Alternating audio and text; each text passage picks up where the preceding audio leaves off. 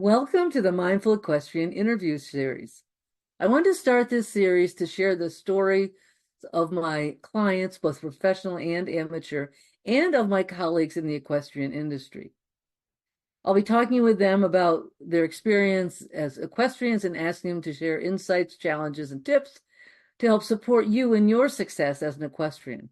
So let's get started. Today I'm speaking with Abby Stearns. She's a talented equestrian who manages for a top amateur hunter rider, and she has experience ranging from collegiate riding to the high stakes world of the Winter Equestrian Festival and other major shows.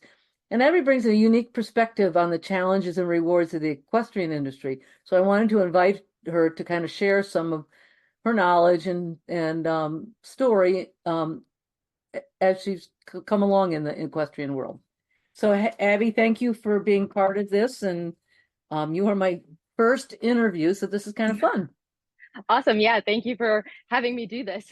So can you tell me a little bit about your background and kind of how it led you up to where you're at, and then kind of what you kind of typical day is like for you now? Yeah. So my background with the horses and stuff is actually, I did not grow up riding ponies. I didn't grow up, in the barn. I always really liked horses.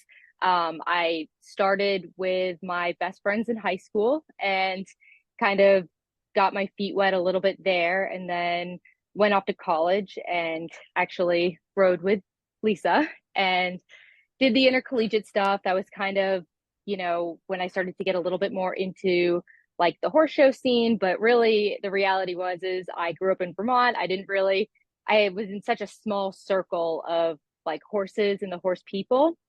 And so going to school, I got to experience different types of horse shows and things like that. And then after school, I went off to actually work for quite a big barn, North Run with Missy Clark. And I was a full-time groom, just grooming, kind of getting to know like the ropes of the A circuit, which I was very unfamiliar with at the time. And I worked for them for just about a solid year before I moved on to another position, which included a little bit more riding and still grooming, kind of just a little bit of everything, turning into more of like a barn manager, which is kind of led me up to where I am now, which is working for a just solely an amateur. I manage her like 8 horses. Basically, I follow whichever show we want to go to, and we go all over the place from Florida, like up and down the East Coast. We've done Tryon, we've gone as north as like Saugerties, New York, but we sort of in the summertime stick around the Virginia, Pennsylvania area. And basically it's just managing her horses and her show schedule and things like that. So what do you do in a day? Like, what was your day like today? So right now we're on an off week from horse showing. So usually the off weeks are a little bit more simple. I usually get to the barn a little bit earlier before we start riding. We like to do our horses in sets. Christina, who is the amateur I work for, she's very, very involved with her horses. She likes to be a part of their day. She rides alongside of me the whole entire time for the most part. So we usually do them in pairs. And right now we have 6 to 7 horses right now in work. So we do 3 sets plus one. And since it was a Monday, which most people don't usually ride on Mondays, but we do ride on Mondays, we technically just flatted everybody, did some simple things just with poles, and let the horses just kind of stretch their legs. As the week progresses, we'll get more and more into their, work routine with jumping and stuff. But today was a relatively light day. And then when I'm done riding, I usually try to help out with the guys if they needed anything. I try to pick up things for the barn. I do the scheduling as far as what the sets will be for the next day. If there's any concerns with any of the horses, the guys usually let me know. And, I write the board and pick up anything that they need. So today was a pretty simple day, but, that was basically today. So then you also do horse shows and stuff too. What's your job kind of like at the shows? So the horse shows are a little bit more, more managing of the time schedules, we've got two really awesome guys that do the grooming and stuff, which we're so fortunate for because they're incredible. But basically, I like, get up bright and early. I usually meet Rolando at the horse show when he starts. I try to help him get through whatever it might be like in the first thing in the morning, stalls, whether it's getting horses groomed, but we usually get on our first set of horses to get them in the ring around 6 o'clock in the morning. So we start relatively early. And, if anybody needs a little quick lunge, anything like that, I try to help him out wherever he needs me. And then we usually flat the ones that are showing first thing in the morning, just in the ring so that they can see the jumps. We do strictly hunters. So it's really important that they're familiar with the ring and that they're comfortable and confident and that they've seen everything, because you don't really want to have any little mishaps. And so we spend a good solid, 30 minutes, 45 minutes in there, just flatting them around, letting them walk around, get accustomed to it. And then depending on what time the show starts and what time class starts, I usually get in touch with Christina. We talk about, how the horses felt, what we think, like if they maybe need to go back on the lunge line for a second, if they haven't been on, and just sort of what kind of preparation they need. And it's really my job to come up with a plan for prep to make sure that the horse is going to go out there and do the best that he or she can do for, Christina, so she can really focus on her ride and her trip and worry more about, the course and things like that. And I worry a little bit more about, the horse and making sure he is ready to go out there and do his job, which we have a really awesome group of horses. So it makes it my job a little bit easier in that department. And then usually after we show, I try to get the guys something to eat because I feel like eating is so important. So I try to make sure they get breakfast or lunch or anything like that. And then, help them put the horses away, get them, their ice boots, all that. And then start planning for the next day. And that's usually coordinating the braider, coordinating, just the time schedule as far as, if any of the classes kind of, overlap by any means, and just what each horse we think might need for medication that night, as far as NSAIDs or anything like that. And yeah, that's pretty much it. So what do you do to kind of help you balance the demands of the showing and busy life at home, busy life at the barn at home, and your personal life? What kind of things have you always been able to, or has it become something you're getting better at, or how do you do that? So no, I have not always been very good at that, to be honest. Actually, that was a really big weakness of mine, was actually having a work-life balance. I would say that when I first started out, I had a lot of work balance, but not a lot of personal life balance. So I've really found a good happy medium of being able to manage my time, my personal time, and then my barn time. It's a lot of staying organized and not procrastinating on anything that has to do with the barn, and just kind of getting things like that done, but also really making it important to have a life outside of the barn with work, which has overall actually really helped me with my work, because it's created a much happier version of myself. And I think it's so important to have hobbies that are outside of your job, and to just devote your even if it's just an hour a day to something that you really enjoy doing. Mm-hmm. And so for me, as simple as it is, but one of my favorite things to do is I'm not very artistic at all, but I love to do the paint by numbers and things like that, just because it's simple. I can do it at any point in time. And for some reason, it just kind of, puts my mind at ease. It's usually something I do right before I go to bed, but just little different things like that. And then as far as staying organized between the home time when we're at the barn versus the show time, if we're leading up to a horse show, I try my best to make sure that I get plenty of sleep. I'm, incredibly well rested, well hydrated, eating and stuff, because I do know that horse show days and horse show weeks in general, there's traveling involved, they're long days, the summertime and in the wintertime, it's very hot. So just trying to prepare myself for all of those things, because the week tends to be quite long.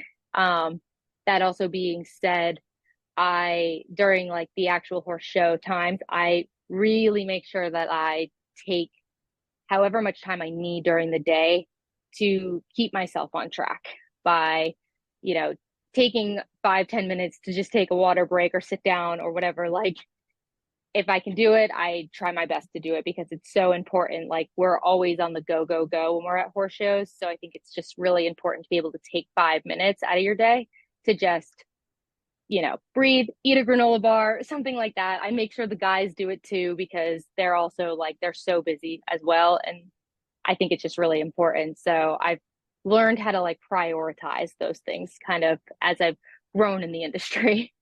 Well, and I know what it's like in the industry as far as like if you're willing to do it, you just keep doing it and people expect you to do it. How have you Right. kind of developed and learned? It sounds like you've learned to maybe put some boundaries in there and how, what types of So things do you do like around that? So I think one of my biggest struggles was actually creating boundaries. And so obviously, like the coaching has really helped me kind of learn how to establish boundaries because this industry can be so like physically and mentally demanding that, it's really easy to want to be a people pleaser and to always say yes and to be like that yes girl because it's hard to wrap your head around sometimes because you're like, oh, well, if I say no, does that make me lazy or I don't want it enough or, like I'm, like not a hard worker or whatever it might be, or I just expect things to be like handed to me or something like that. Which I think as I've kind of continued to go throughout like my career and stuff, I've really realized that like that's not the case. Like and it's very important to like set those boundaries to for your overall well-being really. Yep. And so the coaching has really helped me because I've been able to like verbalize and like just kind of put everything kind of out on the table and be like, oh wow, you know what, now I really see like this was a major weakness for me. And like for me personally, a major weakness was like always saying yes. Even when I Yep. maybe wanted to say no, I always would say yes. And that it was like I felt bad if I didn't say yes. And that in my own head, I would create these own situations and these stories as if like I didn't want it enough or I was just being lazy or something. But the reality is I was tired or, like, or whatever it might be. And then just by saying yes,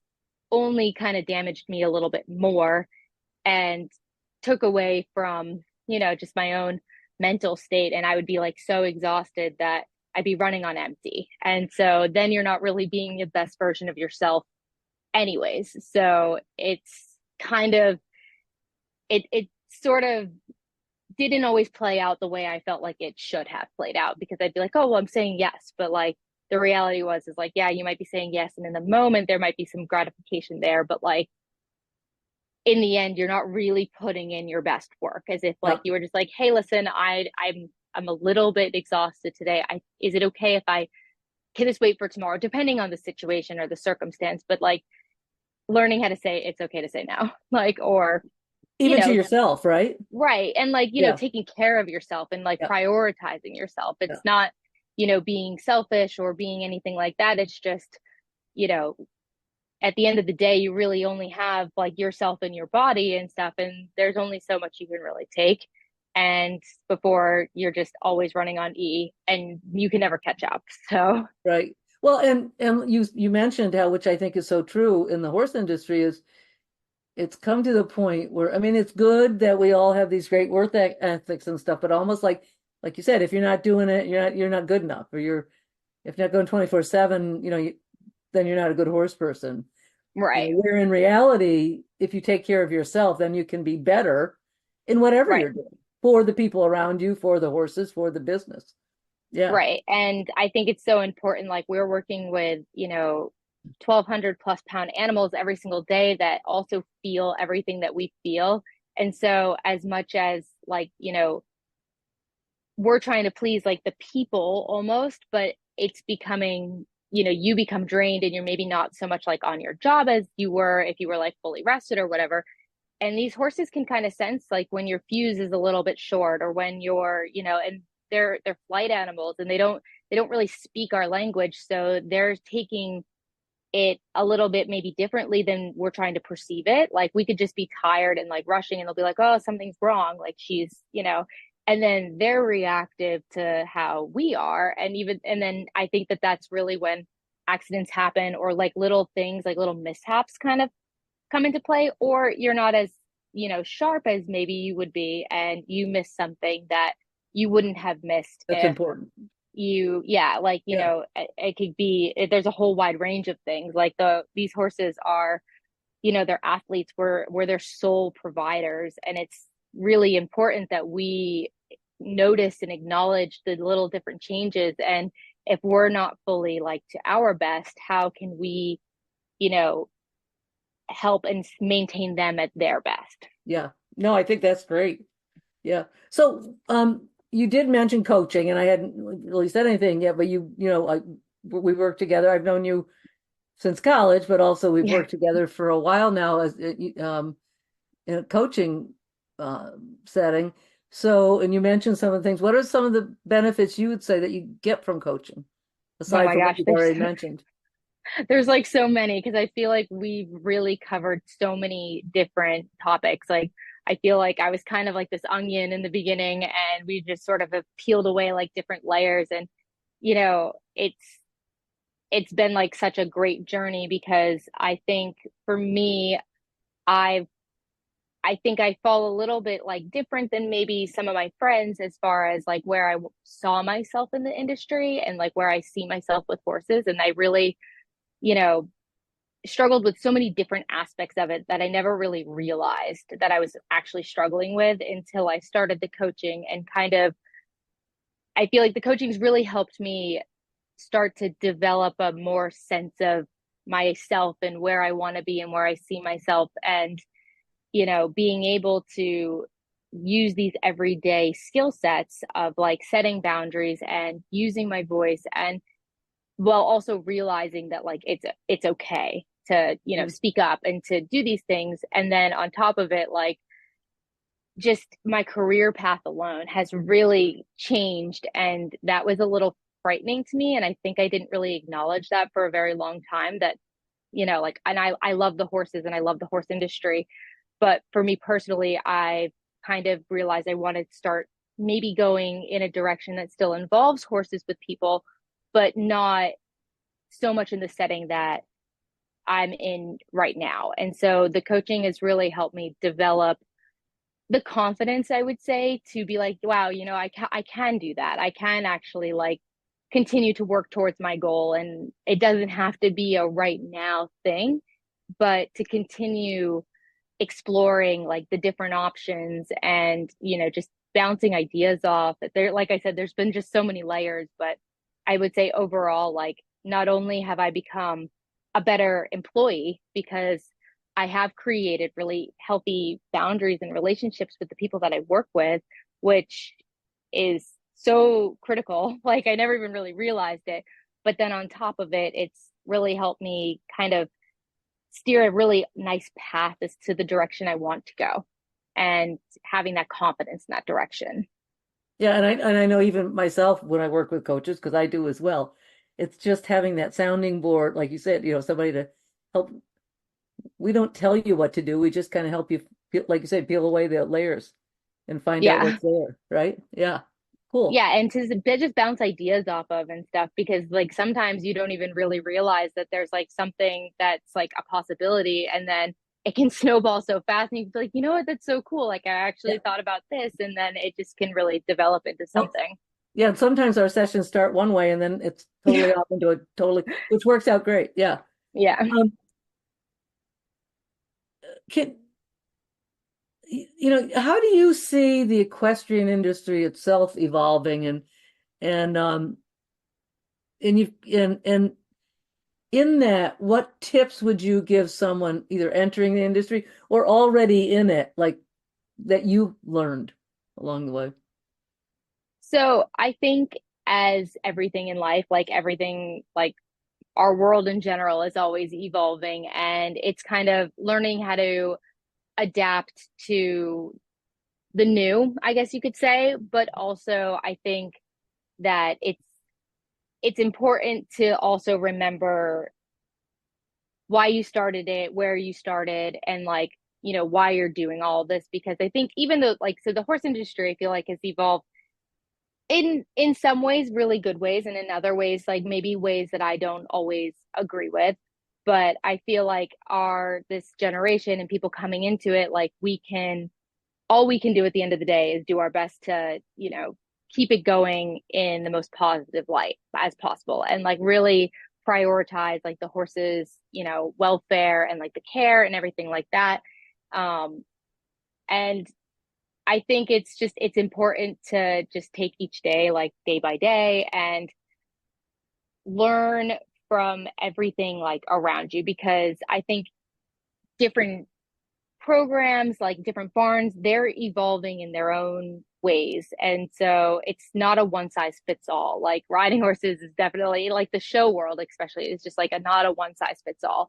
And I think it's important to, be very open minded to some of these like newer things, newer ways, or like how like these faster paces, but also, remembering the little things and stuff too, like maybe taking away things from other barns that you really liked and, you know, sticking to what you like, what you're comfortable with, and, you know, kind of standing up for yourself and the horses. Because I think that this industry has evolved where it's kind of like it's a really a grind, I would say. And Mhm. so, and I think that like we've started to recognize like grooms more, and I love that like we're really starting to recognize like the people behind the scenes, and I think that that's so important, and I think that that's something that we need to continue to recognize, because there's so much that goes into these horses getting to the ring, that really that 2 minute trip in the ring is such a small portion of the bigger picture. Yeah. And so I love that the like the sport has really evolved into, spotlighting these grooms and these managers and things like that. And so I would love to see it continue to grow that way. I also feel like but that being said, like it's evolved into this normality of working 12-hour days. And so I think that there also has to be, people that are willing to be like, hey, listen, like this isn't normal. Like, yes, horses are around the clock thing and they do need to be taken care of, but like so are people. So Right. that's, Right. so I think it's important to like stay grounded and stick a little bit to your roots as well. And maintaining, finding that balance and stuff. Um, Yeah. so if you could go back and give yourself advice, this type of question I'm sure you've heard before, to your younger self, what would it be? Oh man. I feel like I would give myself a lot of advice, but I would say, and I think I really touch on this a lot, but I think I would say, like, if I could tell myself younger me, like, it's gonna be okay. Like, you're gonna make it where you belong. Like, and don't sacrifice who you are as a person Yeah. to please or become something that you're not, just because you feel like that's right, and that's, or like you want to be somewhere or you want to be a part of something. That like there's so many people in this industry that like you don't have to sacrifice who you are as an individual to make it where you want to be. And if you feel like this is the end all be all and that there's nothing better out there, like just, you know, realize how good you actually are capable of being and how good you are, and look around and find the group of people that you really fit with. Because I feel like when I first started out, I wasn't so true to myself, and I tried so hard to like fit into a mold or into situations. And again, back to the being like the yes girl and just trying to say yes, that I took so much away from myself that I actually ended up kind of hurting my confidence and hurting myself, because I went down a path that maybe wasn't for me, and or maybe I grew out of it and I should have realized that just a touch sooner. And I think that, it's so important to stay loyal and, all of those things. But if you have good boundaries and you set yourself up to be able to have open communication, then if you're in the right place, you will be able to like communicate with the people around you that maybe you're outgrowing a situation or maybe you're ready to like move on, and that it doesn't have to be a stressful conversation or topic. And, you'll have people supporting you and things like that. Yeah. So I think if I could go back in time and tell myself one thing, I feel like I would just be like, there are other opportunities out there. And like, there are people who want to, do good by you. There really are awesome people in this industry. And so and there's so many too, like, and there's so many different things and programs. And there's one out there that'll fit That'll who fit. you are as a person, and you won't have to try to fit into it. You'll just naturally fit in. And I liked how you kind of said, and you'll be okay. Yeah. And we get so much like worrying. So this was great, Abby. I think young people coming into it, even people who are already into it, will get so much out of this. Like, I really appreciate you doing this. Yeah, absolutely. Maybe we'll do it again and talk a little more about everything because you've done a lot and are doing a lot. So thanks Yeah. so much. All Yeah, right. you're welcome. Thank you. Thank you. Take care. Okay.